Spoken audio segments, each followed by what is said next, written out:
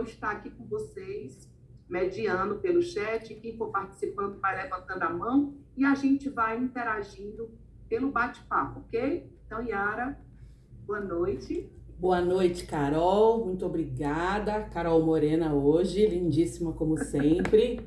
É uma alegria fazer parte desse projeto e cumprir a missão de todos nós professores de levar o Enneagrama e levar a profunda cura do Enneagrama para o maior número de pessoas possível, né? E eu sou Yara Cunha, eu sou psicanalista, eu venho de uma formação bastante profunda em relação ao desenvolvimento humano há muito tempo, há muitos anos, né? Eu já passei dos 50 anos, sou uma jovem senhora. Quero dar as boas-vindas a todos vocês que estão aqui com a gente e dizer que o caminho do Enneagrama, de fato, ele muda vidas. E por que eu escolhi esse caminho depois de tanto trabalhar com pessoas e com desenvolvimento e com treinamento? Porque o Enneagrama mudou a minha vida. E eu sou a prova viva aqui de que é possível, que a gente pode sim evoluir em nível de consciência e fazer um belíssimo trabalho aqui nessa jornada. Eu sou estudante especialista no Enneagrama Sufi, que é a vertente mais original, lá oriental do Enneagrama. Estudo muito, né? Eu tenho hoje um hobby que é estudar, eu tenho um viés de profundidade, eu sou uma 4 sexual e acho que tem que fechar o áudio aí, minhas queridas, de alguém, né? Gente, os demais participantes, por gentileza, desativem os áudios, tá bom? Acho que foi só... Isso, obrigada. Obrigada, meu povo. Aí vocês podem falar aí, fazer os comentários e ficar mais à vontade.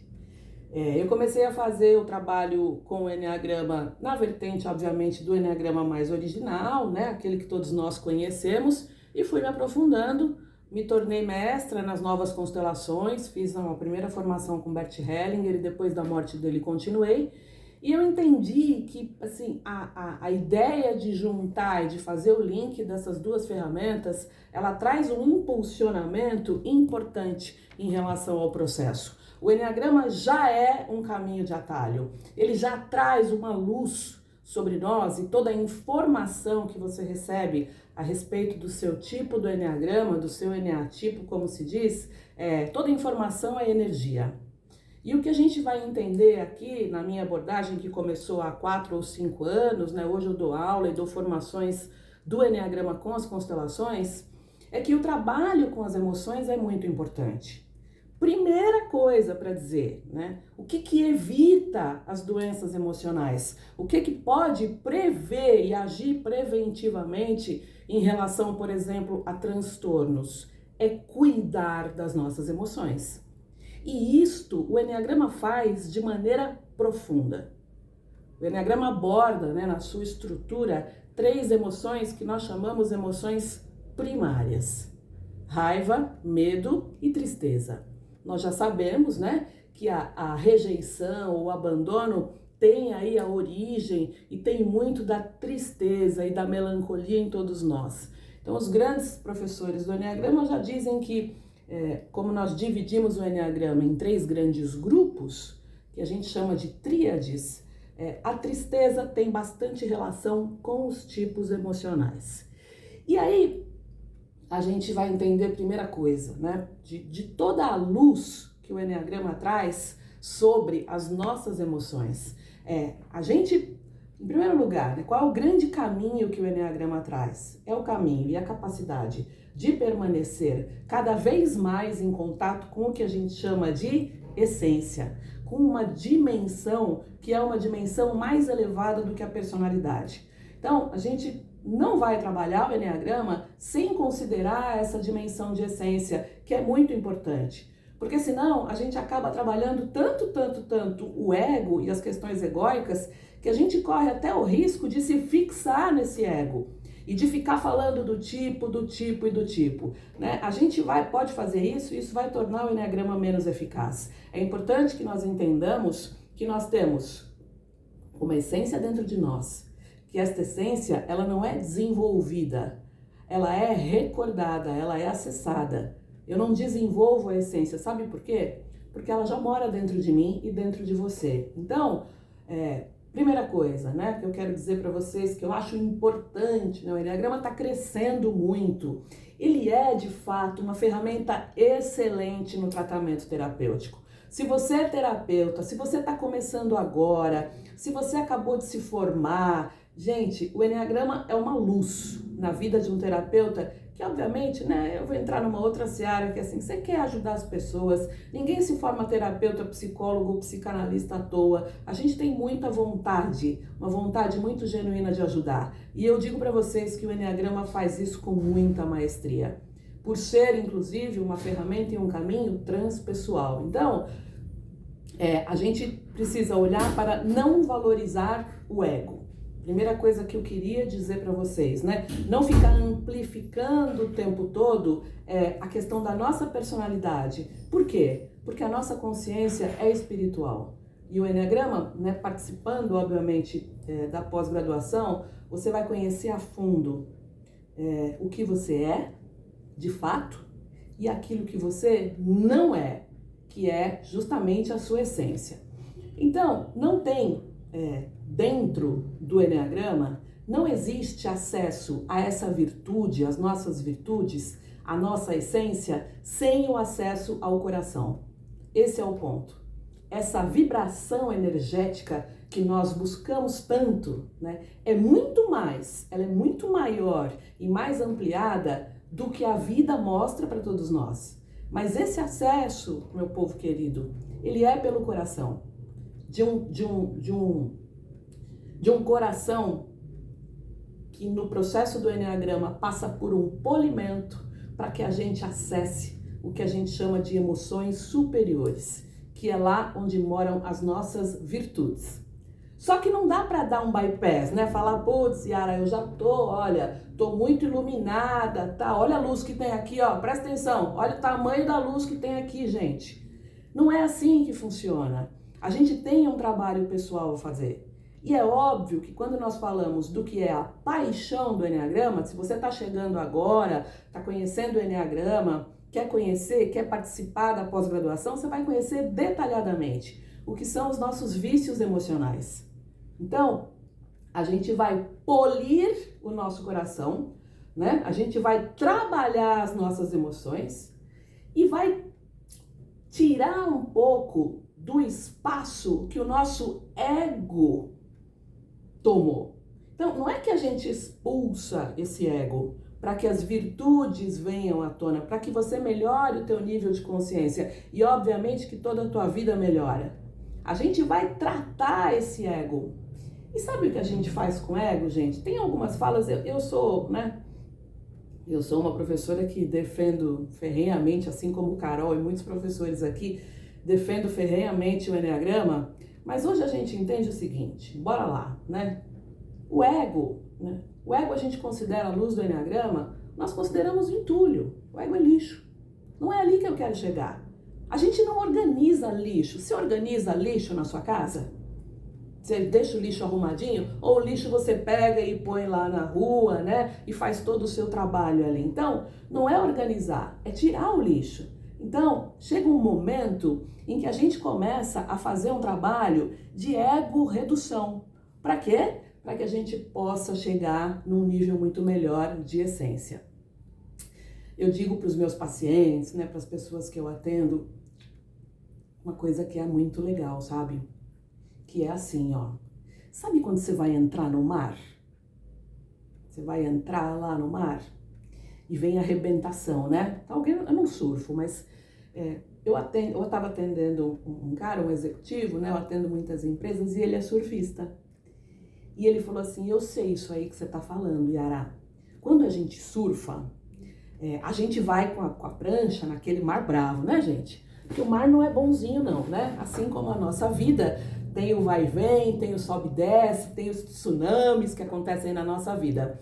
E a gente vai entrar no mar e vem aquela arrebentação e dá um trabalho, você fala, putz, mas tô tomando caldo, tô tomando água na cara, água salgada no meu olho.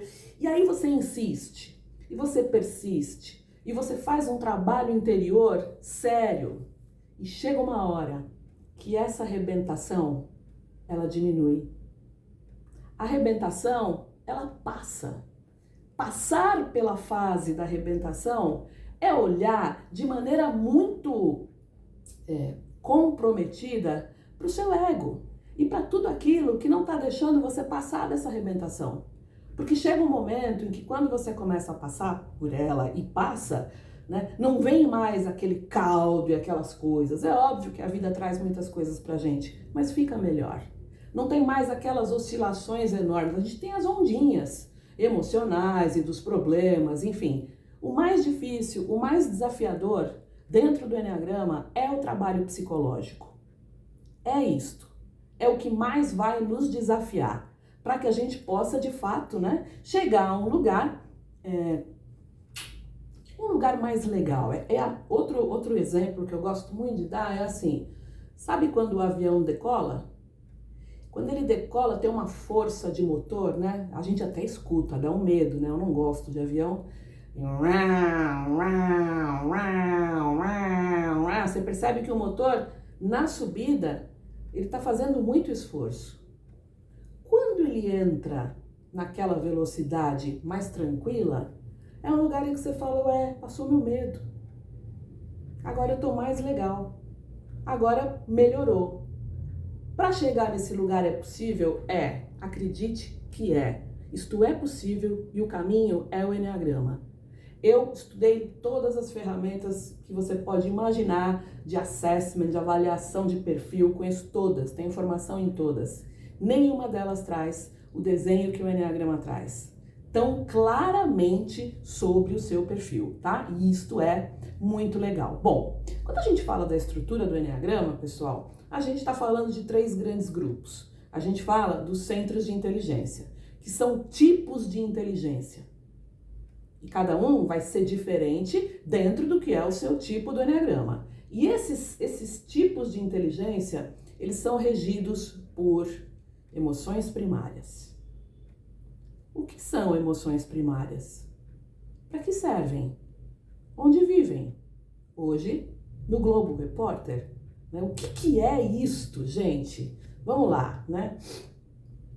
A gente fala sobre raiva, medo, tristeza e alegria. Primeira coisa, faz um exercício aí você. Raiva, medo, tristeza e alegria. Qual é a emoção que você mais sente? E qual é a emoção que você menos sente dessas 4? Isto vai ter raiz lá na tua infância, ok? E também tem questões psicológicas envolvidas. E também tem questões espirituais envolvidas. Então tem infância, personalidade e tem o passado, a ancestralidade. Quando a gente fala de raiva, medo, tristeza e alegria, e algumas vertentes falam de uma 5ª emoção, que é o amor, dessas 4 emoções se derivam mais de 400 emoções. Mas em trabalhos pessoais, o que é importante sentir, né? O que realmente cura? É quando você tem acesso a uma tristeza profunda, quando você libera uma raiva que está dentro de você, quando você traz o teu medo. E qual é a característica da emoção primária? A emoção primária, ela abrange a todos. Todo mundo que está dentro com você, dentro de uma sala ou dentro de um lugar, as pessoas sentem isso junto com você. A emoção primária é uma emoção do adulto. É uma emoção do aqui e do agora. Pensa assim, ó, pessoal, eu tô falando de Enneagrama e eu vou fazer um link aqui com constelação, com análise transacional, que é uma ferramenta que a gente usa dentro da constelação muito fortemente, tá? Então, é uma abordagem profunda, né? A minha cadeira dentro da pós-graduação tem 2 dias. A gente fica 2 dias falando sobre isso, fazendo exercícios. Eu sou suspeita para dizer, mas é muito legal. Tá? Você sai dali com uma outra ideia sobre quem é você e sobre o quanto essas 4 emoções atuam na nossa vida. Tá vivo? Tá pulsando aqui, ó? Raiva, medo, tristeza e alegria. Só que tem uma delas que a gente sente mais, que a gente se habituou a entrar num estado de adaptação e a colocar sempre essa emoção no lugar, substituindo as outras que eu não consigo sentir. E aí tem aquilo, né? Talvez os nossos pais eles nos criaram com amor e tudo mais, mas eles também erraram. A ideia aqui não é nenhuma crítica a pai, pelo amor, de jeito nenhum, né? Mas talvez eles falassem assim: para de chorar, menino. Menino não chora. Ah, tá com medo? Tá com medinho? E a gente vai meio que reprimindo algumas emoções. E no lugar daquela emoção que em determinada situação você deveria senti-la, por exemplo, em alguma situação que aconteceu na tua vida, você deveria sentir tristeza. No lugar da tristeza, no lugar de adaptação, você está super acostumado a colocar raiva. Quando a gente fala, o que você sentiu nessa situação?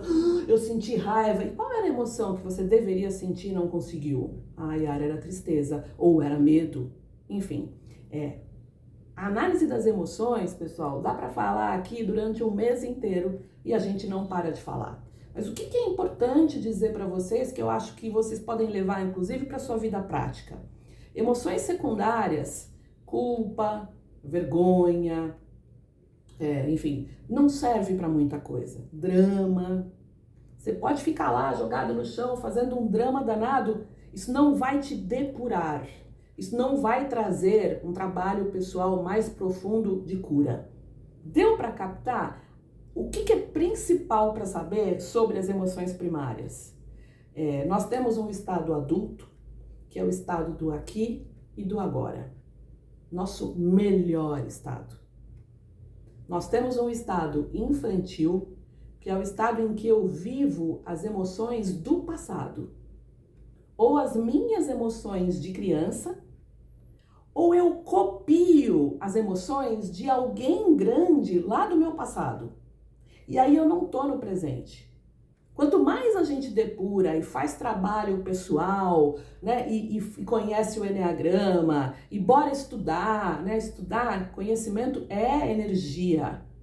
A gente consegue deixar o passado para trás, dizer sim a tudo como foi, beijo, e cada vez mais trazer as nossas emoções para o presente. E é muito legal, sabe por quê? Quando você traz as tuas emoções para o presente, você começa a sentir coisas novas. Você para aquela repetição de emoções que já foram, que estão lá atrás. Você começa a sentir, você fala, o que é isso que eu tô sentindo que eu nunca senti?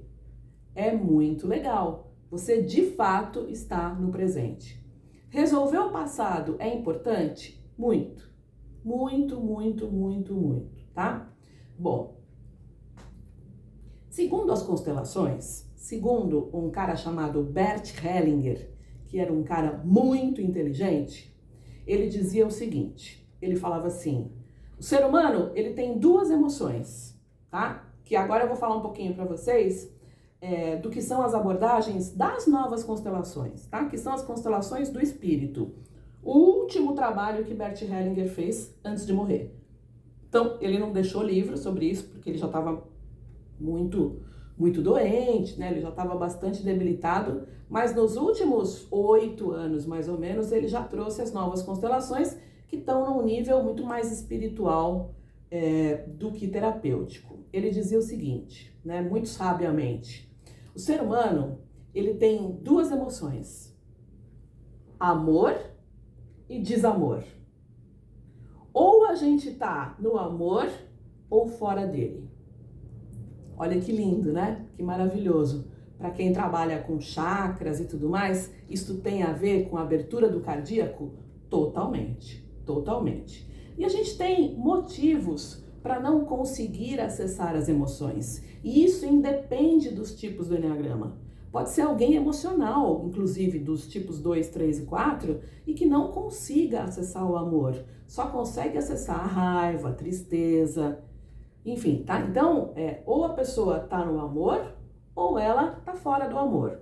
Existe um termo nas constelações que se chama amor interrompido, que é quando aconteceu alguma coisa relativamente grave na infância, quando a criança foi separada dos pais, quando ela passou por um abandono, principalmente pela mãe, quando isso aconteceu antes dos 5 anos. Então, existe um termo que fala sobre o amor interrompido. Tudo isto é possível de você conhecer e saber nessa abordagem que é o Eneagrama e as novas constelações, tá? E aí eu quero trazer para vocês um pouco do que eu chamo de abordagem, as abordagens mais, como é que eu vou dizer, mais modernas sobre as emoções. Por quê? Porque antigamente a gente tinha uma coisa assim, né? Era muito comum na psicologia a gente dizer emoção positiva e emoção negativa. E hoje, meu povo, essa abordagem, ela não existe mais. Depois da inteligência emocional, depois que nós tivemos aí muitas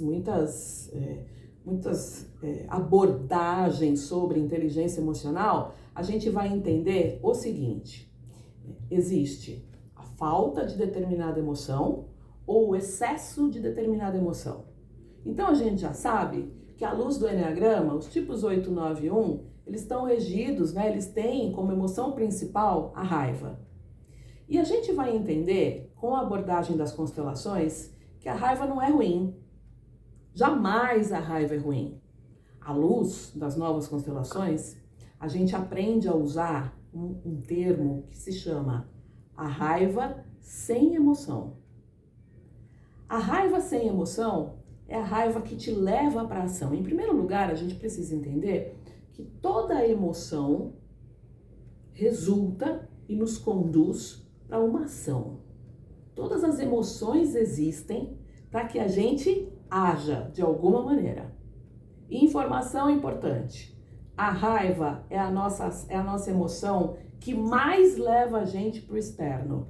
A raiva é aquela emoção que mais conduz a gente para a ação.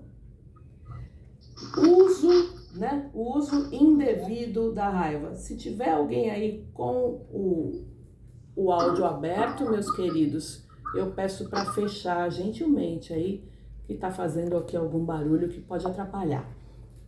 Obrigada. Quando a gente usa a raiva indiscriminadamente, assim, quando a gente usa a raiva sem se auto-observar, o processo de auto-observação dentro do Eneagrama é uma condição muito importante, a gente acaba pegando toda essa energia da raiva que vem do nosso centro sexual, que é energia vital, e joga ela pelo ralo. Como é que você joga uma energia assim tão importante pelo ralo? Brigando o tempo todo, uma baixa régua de tolerância, se irritando muito, arrumando conflitos, né? Enfim, conflitando o tempo todo, muitas vezes de uma maneira agressiva, que é o que a gente chama, né, de nível de um pouco mais baixa consciência. É possível sair desse lugar? Mas claro que sim, é óbvio que sim. Conhecer o Eneagrama é um dos caminhos. Você vai perceber aquilo que te pega por um pé, qual é a tua paixão emocional, por que, por exemplo, um tipo 8 precisa muito do controle, e quando ele se dá conta de que ele precisa desse controle, ele tem condições de começar a agir, por exemplo. Então, qual é o melhor lugar da raiva? É quando você consegue acessar essa raiva como força de realização, como força de ação, de concretização, de realizar, de fazer acontecer. A gente fala, né, do instinto sexual, do Eneagrama, que tem muita raiva. Os tipos 8, 9 e 1 vão ter 3 estratégias diferentes para lidar com a raiva. Mas é importante entender que a gente não elimina a raiva. Nós refinamos e nós usamos e fazemos uma boa utilização dessa raiva como energia de ação, como uma energia muito boa de concretização, tá? Quando a gente fala do medo, é a mesmíssima coisa. A gente sabe, pessoal, que do ponto de vista da psicologia, o medo, ele vem da barriga da mãe. O medo, ele tem a ver com a mãe. É legal se você é alguém que tem ansiedade, se você planeja, mas não consegue fazer, né? Como é que é a prática de quem tem muito medo? Ansiedade, muito planejamento, muitas ideias, um pensamento muito acelerado, né? Gurdjieff falava muito sobre a quantidade de pensamentos, principalmente, que algumas pessoas têm e que ele é muito desequilibrado. Então, a gente vai entender que esta é a ação do medo, né? Deixa eu fechar a porta aqui. Fecha a porta aí, Ricardo. Tô fazendo um barulhinho aqui. Quando a gente fala do medo, é importante dizer que do ponto de vista das constelações, cada emoção a gente vai trabalhar de maneira muito profunda. Quando nós falamos de raiva, nós falamos de pai e mãe. Um trabalho específico com os dois. Quando nós falamos sobre o medo, nós falamos da mãe. Quando nós falamos da tristeza, nós falamos do pai, tá? Tudo isso vem da teoria das constelações. Então, perceba aí se o medo tá te impedindo de agir, se o medo tá te impedindo de ir para a vida, como se você tivesse se preservando muito do lado de dentro de um castelo, olhando para tudo que está acontecendo lá fora, muitas vezes achando bonito, mas continuando ainda. Oi, gente, tem. Peraí que eu tô ativando aqui mudo, pronto, já ativei. Mas como se você estivesse observando a vida. O medo é importante. O medo faz com que a gente previna os riscos, com que a gente elimine a possibilidade de falhas, de riscos, de perigo. Ele é muito importante. Mas muito medo também não é legal, né? Então, quando a gente fala sobre a tristeza, gente, eu tenho assistido, vou falar uma coisa aqui para vocês. Eu tenho assistido muitas pessoas, né? Eu atendo diuturnamente, eu atendo muito. Eu vejo hoje, né, muito mais facilidade em sentir raiva e medo, e a tristeza é como se ela fosse uma emoção menos acessada muitas vezes. Ou a pessoa entra no drama, ou ela vai para raiva e fica com muita raiva, e aí isso acaba fazendo com que o medo não apareça. E é normal sentir tristeza, é normal dizer, hoje eu tô triste, né? Hoje eu tô, sei lá, cansada, tô melancólica, é absolutamente normal. Às vezes eu sou especialista em transtornos, né? Então, às vezes uma pessoa se cura de depressão, ela tem uma melhora significativa, e aí ela fala, Yara, mas hoje eu tô triste. Será que é uma depressão que tá voltando? Claro que não. É natural se sentir triste. É óbvio que aí vai ter uma diferença entre tristeza, melancolia, muitas vezes a angústia que a gente sente e o que é um transtorno, enfim, a depressão e o que a gente está falando. É muito legal, quando você não está se sentindo bem, uma das coisas bem legais, tem acho que duas coisas que eu indico assim, né, numa fala tão rápida. Se você acordou e você não está bem, procura pensar o que você está sentindo. Nomeia o que você está sentindo. O que eu estou sentindo hoje? Que não sei, tô com incômodo, né? Tô com alguma coisa aqui que não tá muito legal. O que será que é isto? Nomeie, porque aí vai ser muito mais tranquilo, né? Muito mais fácil para que você possa fazer algum trabalho em relação a isso. Se eu tô falando aqui para vocês de raiva, medo, tristeza e alegria, e eu perguntei para vocês qual é a emoção que vocês menos sentem, um exercício muito simples de se fazer é o seguinte, é dizer assim, ó, o nosso cérebro, ele obedece a comandos. É dizer assim, eu me permito, por exemplo, sentir raiva. Eu me permito sentir medo. Se dê permissão ao teu cérebro. Isso é bem importante ainda, tá? Carol, cadê Carol? Eu tenho tempo ainda, Carol? Porque já... Ah, não, eu tenho, né? Ainda faltam 15 para as 8. Beleza. Bom. Então, tem sim, Yara, tem sim. Tem, né? Ok. Tem pergunta aí? Não? Ainda não. Não, né? Eu estou... Tá quem bom. tiver interesse, vai sinalizando no chat, gente. Eu vou Pode escrever, digitar. tá? Beleza. Bom. Ok. Nascemos com uma personalidade... Qual é o caminho aqui? Nascemos com uma personalidade, entendemos a nossa personalidade à luz do Eneagrama, ok? E aí? Será que é só isso? Será que o que a gente sente é só o que eu sinto por conta da minha infância? O que será que eu trago junto comigo como missão também de desenvolvimento e de cura aqui nesta jornada sobre a minha ancestralidade. Já parou para pensar sobre tudo que a tua ancestralidade viveu? Eu assisti, até indiquei lá no meu Instagram é o Conexão Enneagrama, para quem quiser tem lá uma resenha sobre um filme que eu assisti que se chama O Homem do Norte. O Homem do Norte é um filme sobre os vikings, né? E uma era, no século 6 ou 7, uma era de muita violência. Lá é possível ver claramente o instinto de autopreservação, para quem ainda não conhece o Enneagrama. Isso é uma abordagem maravilhosa dos instintos.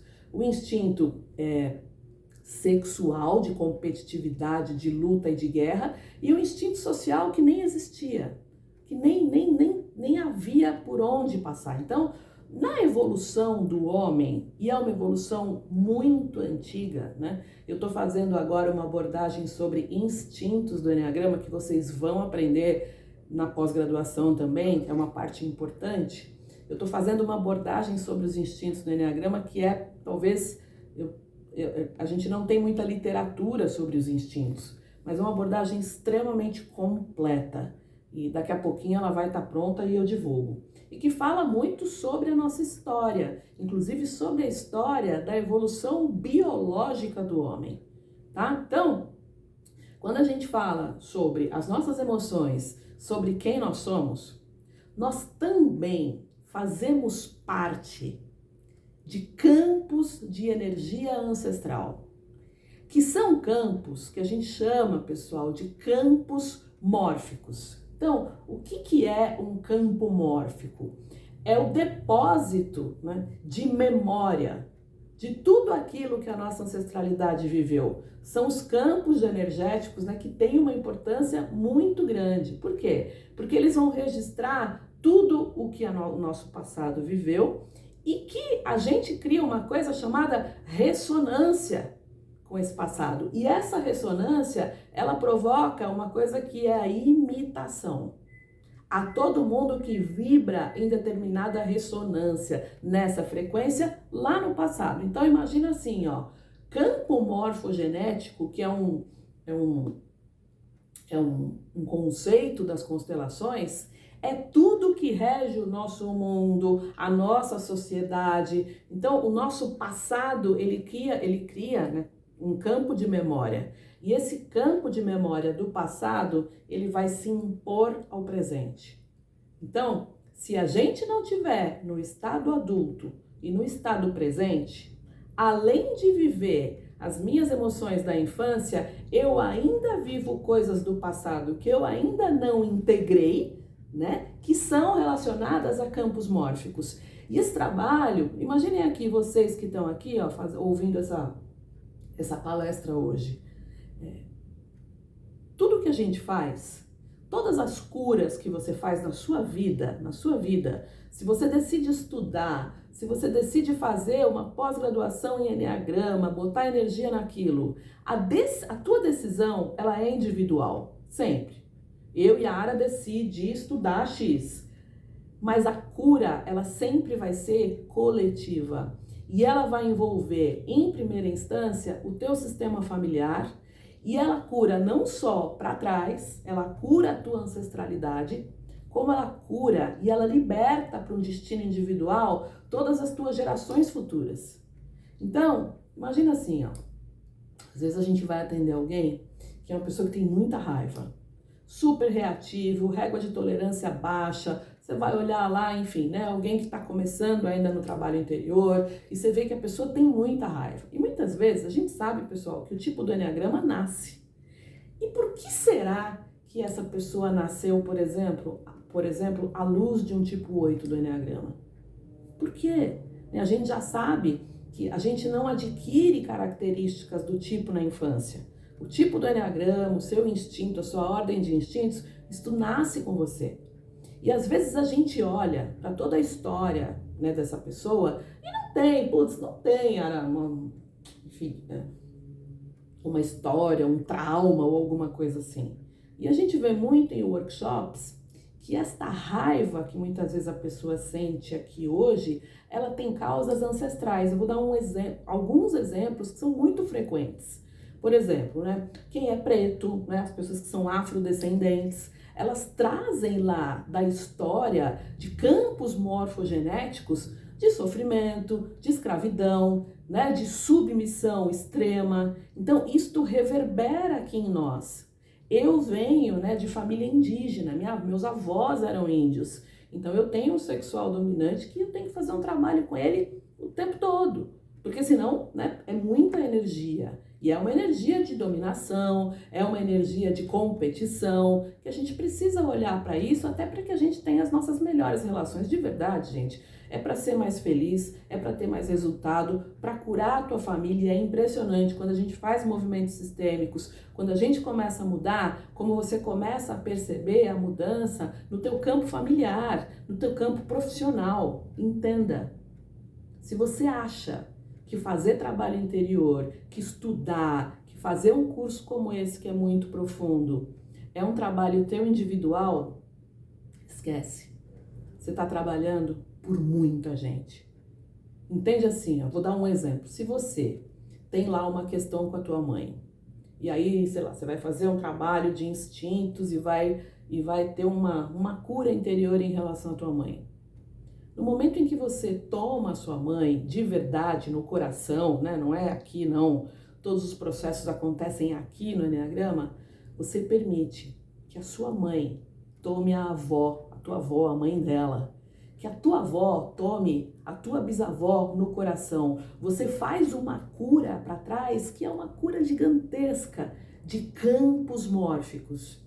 Então, nós temos a condição de pegar, por exemplo, um campo mórfico, um campo de energia ancestral de raiva, de vingança, como é muitas vezes, por exemplo, só para dar um exemplo de um tipo 8, ir lá e com o nosso trabalho pessoal, plantar uma mudinha ali de amor.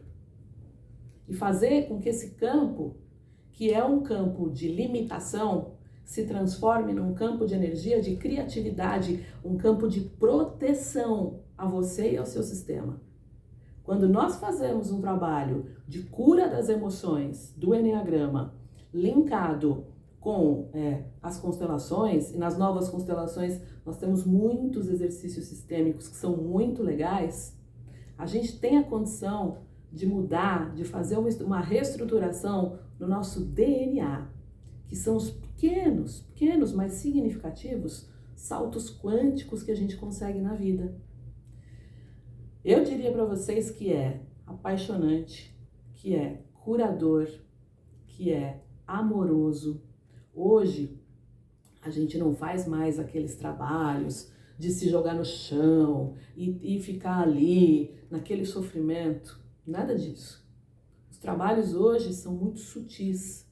Eles vão para um lugar de profundidade, de encontro com a grande fonte da vida, né, que nós chamamos nas constelações, e que você consegue curar o teu ego, minimizar a tua paixão do tipo e, obviamente, ser muito mais feliz, muito mais feliz. Especialmente quando a gente fala de tudo aquilo que essas emoções primárias, quando elas estão distorcidas em nós, elas nos causam e nos limitam. É importante dizer, pessoal, que às vezes você vai atender alguém e tal, a gente precisa fazer o link do que nós estamos sentindo com a ação. A gente sabe que pensamento, né, gera emoção, que gera ação. Então, em primeiríssimo lugar, como é que está a qualidade do teu pensamento? Como é que tá? O que você anda pensando? Você consegue se observar e falar, gente do céu, olha que bobagem que eu tô pensando agora. Olha que asneira. Tem horas que eu falo comigo, eu falo, para, Yara, para.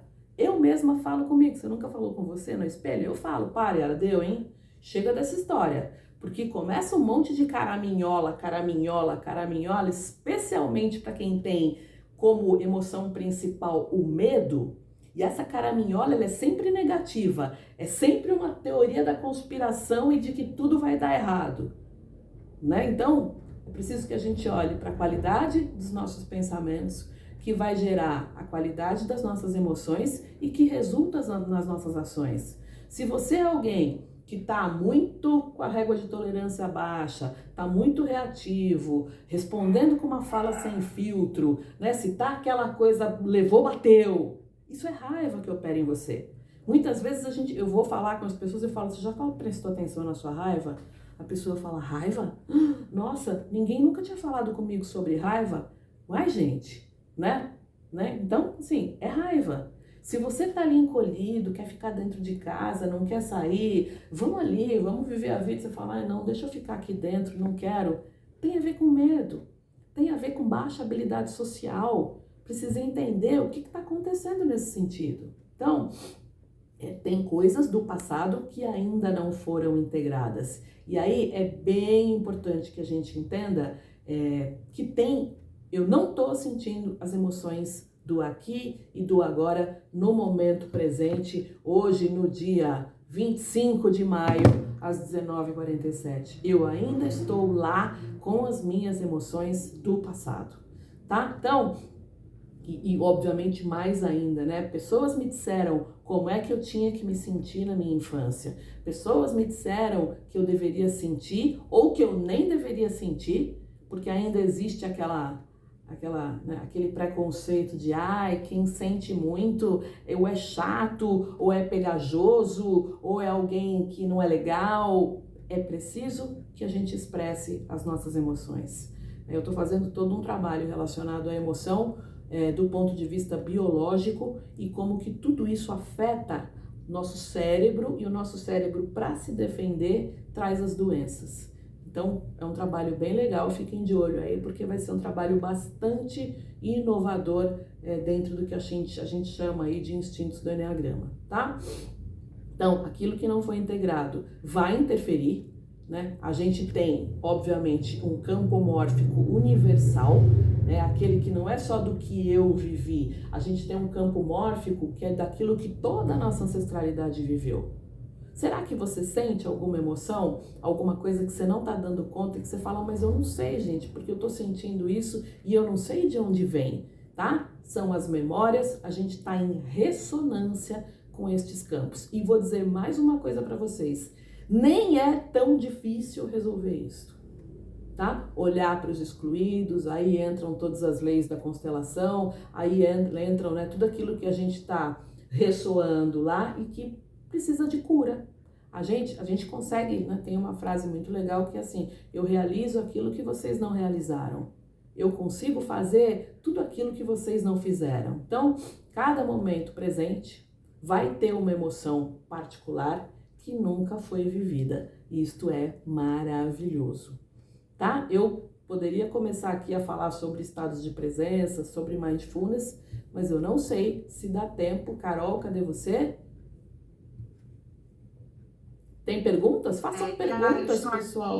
Eu queria muito responder perguntas. Gente, eu acho que seria interessante, né? Eu vou abrir espaço agora para alguém que esteja conosco, né? Queira tecer algum comentário a respeito do tema emoções primárias e o Eneagrama, ou queira fazer alguma pontuação, algum terapeuta, algum psicólogo, ou algum profissional da área de humanas, certo? Eu vou abrir aqui alguns minutos. Eu acho que é interessante sim, tá? Então, gente, por favor, quem tiver interesse, participar, fique à vontade. Pode abrir o áudio, né? Vamos fazer aqui uma coisa mais interativa. Quem quiser apenas também dar um oi. Temos aqui alguns alunos da turma 2 também, viu, já? Que legal. Muito bom.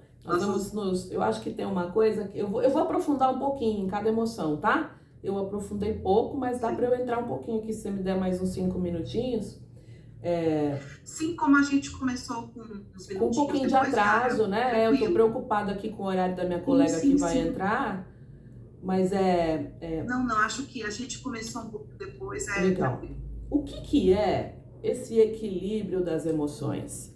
O que é a gente buscar? E aqui lembra o seguinte, pessoal, né? Eu sou especialista em emoção, né? Eu sou um tipo emocional, então não é por acaso. Todas as vezes que eu fui buscar a minha cura, é sempre estudando. O que é o ponto de equilíbrio? Mas, Yara, o que é? Acho que isso é uma coisa bem prática, assim, que eu costumo dizer. O que é estar em equilíbrio das emoções? Entendam que o que a gente chama de homeostase, pessoal, é uma coisa dinâmica, é o ponto zero dentro de você. Então, não é assim. Primeira coisa, quando a gente fala sobre amor, não é essa coisa de, ai, que amorzinho, ai, Carol, que saudade que eu tô de você, tal. Isso pode ser um carinho, pode ser um chamego, pode ser um cheiro. Amor é algo muito maior. Amor é um nível de abertura de cardíaco, é um nível de centramento, né? O amor é força de ação. É diferente disso que é o carinho e o chamego, né? Primeira coisa. Quando a gente fala sobre o ponto zero, sobre a gente estar aqui no ponto zero, estar bem, eu não tô sentindo, é como se a gente sentisse quase que pouco ou quase nada. E para chegar neste ponto de equilíbrio, é óbvio, né, gente? Eu vou sentir medo em algumas situações, eu vou sentir um pouco de raiva e vou falar hoje, sei lá, sabe o que é raiva? Assim, ó, hoje eu vou ligar para essa operadora do celular e vou resolver o problema. Isso é raiva.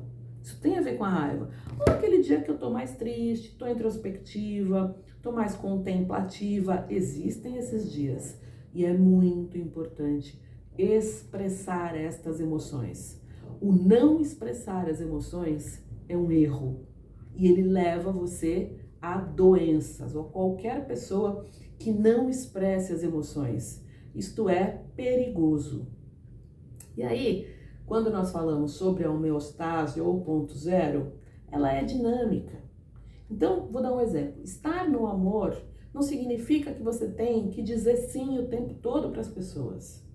Como é que a gente equilibra essas relações de amor? Bert Hellinger traz, assim, lições que a gente aborda com profundidade no curso, né, nos 2 dias em que a gente conversa. Então, vou dar um exemplo para vocês sobre a raiva. Como é que a gente reage diante da raiva? Imagine que outra pessoa, agrediu você. Outra pessoa te agrediu de qualquer maneira, com palavras, com gestos, né? Alguém te bateu. Então imagine que eu tenho aqui 2 pessoas, né? São dos maiores ensinamentos das constelações, né? De Bert Hellinger. Eu digo, a pessoa vem e faz pau, né? Bateu. Eu digo assim, não vou responder, porque eu não vou me igualar a ele.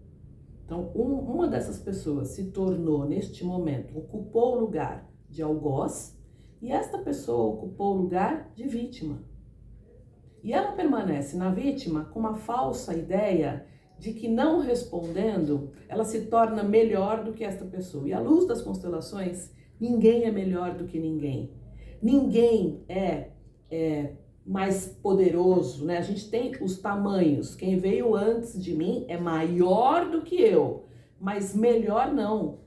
Por não responder para esta pessoa, você não se torna melhor do que ninguém. Não existe esse tipo de julgamento nas constelações. O que Bert Hellinger diz é o seguinte: alguém veio e pau, responda a esta pessoa. Responda num nível de intensidade de raiva sempre menor àquele estímulo que você recebeu. Então, alguém veio e te deu um estímulo negativo, responda. No momento em que você responde numa intensidade menor, você volta a equilibrar esta relação. Por quê? Porque esta pessoa passa a ter o papel de vítima e você fica como algoz. E esta relação tem a condição de voltar a ser uma relação saudável. Num primeiro momento, você convida esta pessoa a sair desse lugar do agressor, do abusador. Abusador em todos os sentidos, não é só sexual, não. E num segundo momento, surge amor novamente nesta relação.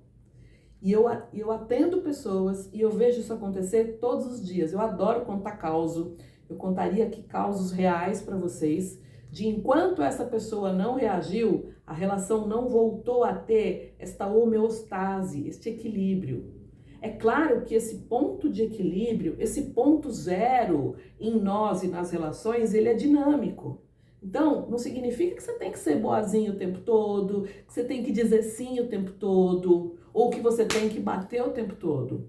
Nós trafegamos aqui para que a gente possa conseguir o equilíbrio das nossas relações. E isso é um ganho mágico na nossa vida. É um ganho mágico. Quando eu olho e falo, não foi legal aquilo que aquela pessoa fez, e vou lá e falo com ela, e aí entra, né? A gente vai entrar numa série de questões de como abordar, de não ir na hora da raiva, de não ir lá e vomitar, porque isso também não é o que vai resolver. Então, sentir a raiva sem emoção, ela se torna uma força de ação dentro de você. Eu vou dizer para vocês que dentro do meu trabalho pessoal e das pessoas que eu atendo, a gente começa a ter muito mais força de ação, de concretização. Eu não tinha a energia que eu tenho hoje.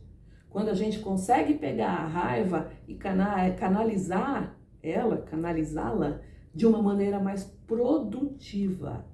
Não é que você tem que bater na raiva e falar, menina, não pode sentir raiva. Não é isso, tá? É apenas trazer ela para um lugar de raiva sem emoção em que você realiza, você concretiza, você faz um uso muito mais saudável da tua raiva. Ok? Dei um exemplo aqui, tem mais alguns outros. Tem pergunta aí, Carol? Não? Ninguém tá com dúvida nenhuma, gente? Oi, Ana. Oi, querido. Boa noite. Na verdade, eu não tenho uma pergunta, sabe? Que eu venho estudando há muito tempo o Enneagrama, sabe? Sim. Mas nunca tive coragem de entrar nessa questão da constelação familiar, porque é outro mundo e eu sei que ele vai me demandar talvez 3 vezes mais do que o Enneagrama me demanda, né? Então, acho muita coragem sua de abraçar esses dois aí, que realmente é complicado. Na questão dos instintos, eu venho também aprofundando, sabe? Bastante no estudo dos instintos. E realmente a literatura é pouca mesmo, né? Mas tem uma experiência que eu venho fazendo, que eu vi com o Padre Domingos, né? Que é fortalecer o instinto que está em equilíbrio. Então, quando você estiver em desequilíbrio, você força um pouco mais o instinto ali mediano, que as coisas voltam ao normal. Isso realmente eu vi que funciona bem mesmo, tá? Funciona assim. E meu instinto mediano... Qual que é a tua ordem de instintos, querido? Oi? Qual é a tua ordem de instintos? Meu sexual é mais forte, o social mais rejeitado e o autopreservação, né, do meio. Então, quando eu fortaleci o instinto de autopreservação, eu diminuí um pouco a bola do meu instinto sexual, sabe? Sem dúvida. É um excelente trabalho e funciona, viu? Qual é o teu tipo do Enneagrama, querido? Eu sou o tipo 1. Tipo 1, importante.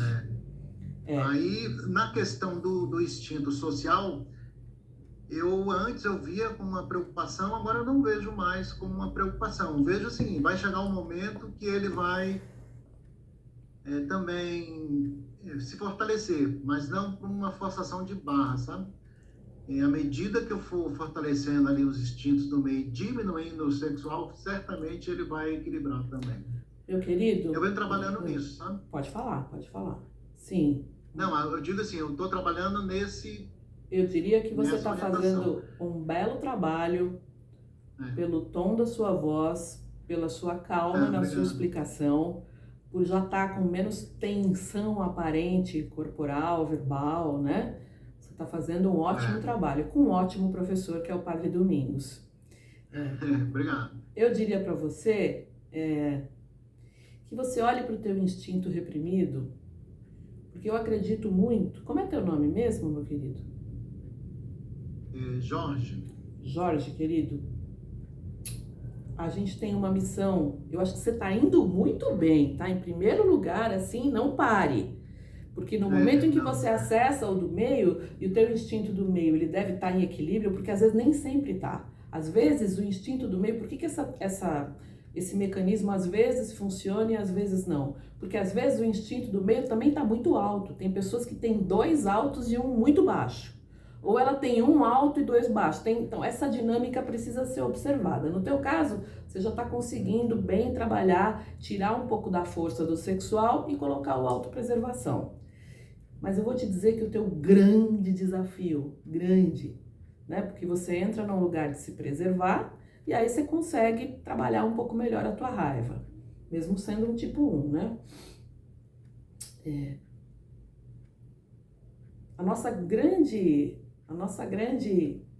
Nosso propósito maior, eu acredito muito que ele mora no nosso instinto reprimido. Então, o que eu posso te dizer, além de te parabenizar e te encorajar e dizer não pare, continua, cara, continua, é pegar o teu instinto reprimido e colocar ele assim no teu colo e tratar ele como um bebezinho que precisa de atenção, amor e carinho. Primeira coisa que eu quero dizer, e obrigada pela tua pergunta, é que assim, emoções a gente acolhe. Quando eu tô falando do meu centro emocional, do Enneagrama, da minha paixão, eu preciso acolher as minhas emoções, acolher a minha raiva. Ok, eu tô com raiva hoje, tô com muita raiva, acolher a tristeza, acolher o medo. Quando nós falamos de instinto, se a gente for acolher instinto dominante, eu posso dizer boa sorte, porque vai ser muito difícil conseguir sair do lugar. Instinto dominante é aquele que você bota na coleira e fala, não, eu não vou te dar comida hoje, cara, não vou te alimentar, porque ele é insaciável, né? E a gente satisfazer instinto dominante é a mesma coisa do que você pegar um monte de copinho e querer encher de água um barco furado. Não tem fim. Então, uma coisa é a gente acolher as nossas emoções aqui do centro emocional, que já é um nível um pouquinho mais elevado. Quando nós estamos falando de instinto, é de fato a gente botar numa coleira dominante, que é um pitbullzão, e falar, para, quem manda aqui sou eu. E primeira coisa, né, que eu falo para todo mundo, para de gostar do seu instinto dominante e falar, eu sou autopreservação mesmo, adoro, Yara, nossa, olha, eu vou te falar que eu sou super regrada na minha casa, olha, eu vou dormir às 9 horas todo dia, trabalho e tal. Tem gente que gosta, então ok, mas né, vamos entender que está distorcido. E quando a gente está falando, Jorge, do teu instinto reprimido, aí sim, aí você pega ele no colo, eu digo, né, eu brinco com as mulheres, eu falo a primeira coisa, tira o pé de cima do seu instinto reprimido. Para, né? Porque a gente reprime, a gente tira sarro, a gente brinca, a gente fala lá, autopreservação reprimido fala, lá, vai comer 1h da tarde, se não comer morre, olha lá. E fica fazendo piadinhas, palavras têm energia. A primeira coisa para a gente começar a fazer um trabalho interior sério é prestar muita atenção naquilo que a gente fala todos os dias. Porque é o que a gente fala que o nosso cérebro grava e impede a gente de sair do lugar. É tão profundo e ao mesmo tempo é tão simples. Então, Jorge, olha para o teu instinto social com carinho. Porque existe ali uma grande abertura de chakra cardíaco. Quando a gente fala do instinto de autopreservação e do instinto sexual, nós estamos falando de centro instintivo. A gente está falando de corpo. De dois instintos que nasceram primeiro. Primeiro nasceu o instinto de autopreservação, em seguida o sexual. Na história biológica da evolução do homem. Autopreservação primeiro, eu como e eu elimino, eu como e eu elimino. Depois veio o sexual, as questões relacionadas a território, a briga, invasão de território, competitividade. O social foi o nosso último instinto. Todos nós estamos em desenvolvimento de um social menos distorcido, não importa qual a ordem de instintos que você tenha, que alguém tenha. Mas o instinto social, hoje já sabe que ele quando a gente fala dos centros de inteligência de Gurdjieff, eu estou falando aqui embaixo do nosso centro instintivo, centro sexual, centro motor, subimos para o coração, que é onde estão as paixões do nosso tipo.